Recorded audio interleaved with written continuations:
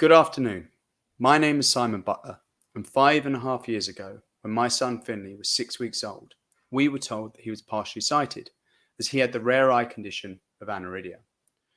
We cried and mourned all the things that we thought he wouldn't be able to do. Selfishly, I remember walking past a tennis club the day after, seeing a father and son playing tennis, only to break down in my wife Jenna's arms, as simple dreams of the future I hadn't even thought of felt like they were being taken away from Finley, Jenna, and I. For the next few days, we lived in darkness. Metaphorically and literally, Jenna and I switched off all the lights in the house, unsure whether lights would damage his eyesight further. This darkness, though, was short-lived because Finley's life had only just begun. And despite this adversity, his dreams had yet to be formed. It was our job as parents to provide love, support, and the lust for life to help tool our son with the skill sets so that Finley has every opportunity to trump adversity and fulfill any of his future dreams. With help from the paediatric team at Moorfields, we started exploring. At home, our house was turned into a sensory zone with more lights than a 90s rave. We verbalized every action we made around Finley. Putting some bread in the toaster received the same running commentary as that of a football match on the radio. Maybe our voices could be his sight. Medically, we were initially informed that there was little that could be done to either cure or prolong aniridia patients' eyesight. It became clear that with such a rare disease, there was a lack of funding for any research into this area. So we started trying to raise some money. Instead of gifts for both mine and then my sister's wedding, guests donated to Moorfields. Good friends such as Matt Hill raised money for both Moorfields and Aniridia Network by cycling over 700 kilometres from the west to the east coast of the UK, unsupported in a single day. Around the same time, via mad Google searches, we came across what at the time felt like the Holy Grail. It was a presentation on Ataluren, where there had been promising signs that this drug could slow the degeneration of the eyes by increasing the protein produced through tricking the mutated gene into believing it was whole. Armed with contacts at Moorfields provided by Aniridia Network and a reasonable but still small wallet of fundraising, we were put in contact with Maria Musagi at Moorfields, who informed us that Ataluren was about to enter phase 2 trials. Unfortunately, though, our joy was restrained somewhat, given that at an annual cost of £200,000, even if successful, it was unlikely to be a viable solution. Maria mentioned that there were alternatives that operated in a similar manner to Ataluren, that she believed may have efficacy, and was passionate about pursuing a research project into a drug called Amlexnox. From that first meeting with Maria, I became excited. We might actually be able to make a difference. It was clear that there were ideas of how to help slow the degeneration of aniridia patients' eyes, but no obvious path to funding it, or how that would translate into a drug for patients. From this point, our aim became clear. We needed to start the process to find, repurpose and reformulate an existing drug to slow down the degeneration of the eye by enhancing the production of PAX6 protein and get that drug to patients at an affordable cost. To have any chance of achieving this aim, we needed help, and lots of it. As I know nothing about biology or chemistry, good friends Gavin Simpson and Bob Boyle, founders of an oncology drug discovery company called Sentinel, kindly offered to help. They have since collaborated with Maria and Moorfields, providing an invaluable link between the research and the repurposing of existing drugs. The next hurdle to overcome was funding such a substantial project. Whilst we managed to raise funds from wedding gifts, this was nowhere near the amount needed. We were generously supported by friends and family, and were able to raise further funds via small charity events. We also teamed up with Sean and Marina Farrell, parents of a child with aniridia, who, like us, had approached Maria and wanted to help fund this project.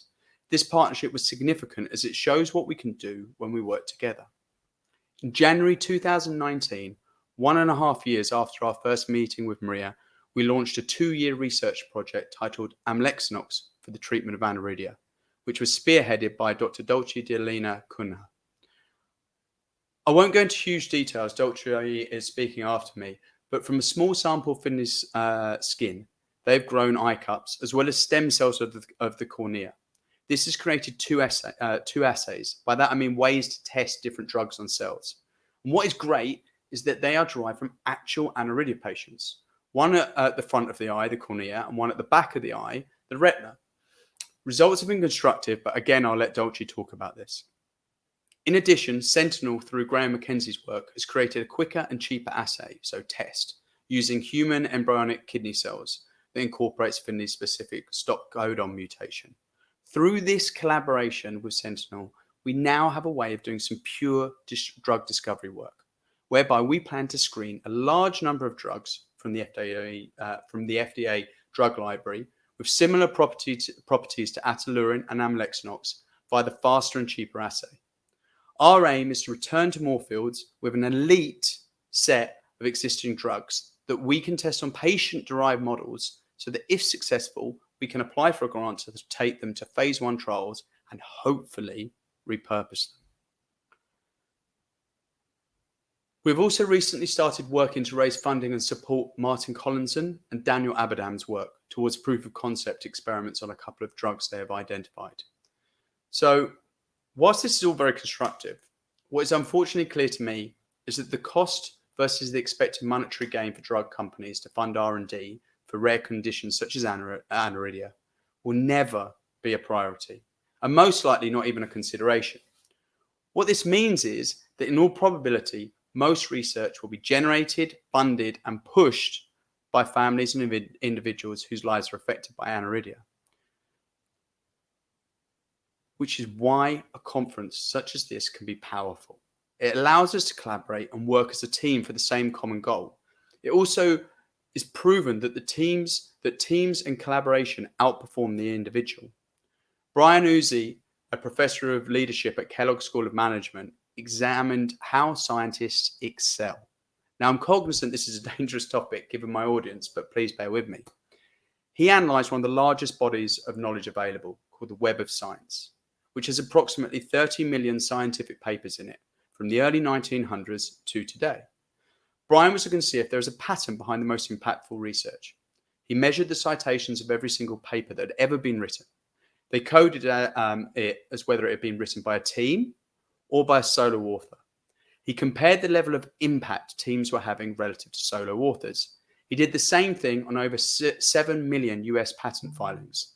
The papers with the highest number of citations, in other words, the papers with the biggest impact, were written by teams. They were collaborations. He concluded that teams are 3 to 4 times more likely to write a hit paper or produce a hit patent than are individuals, and that this has increased with the size and diversity of teams. Another clear success story in the power of collaboration is COVID. For all the pain and suffering it has caused, it has shown the power of science-industry collaboration. According to Wellcome Trust, the discovery and research phase for vaccines is normally 2 to 5 years, and it can take more than 10 years to fully develop a vaccine. Today, due to the unprecedented energy, enthusiasm, and can-do attitudes of universities to collaborate with industry in the face of severe media scrutiny, has resulted in 16 globally approved vaccines so far, with a further 9 in phase 3 clinical trials.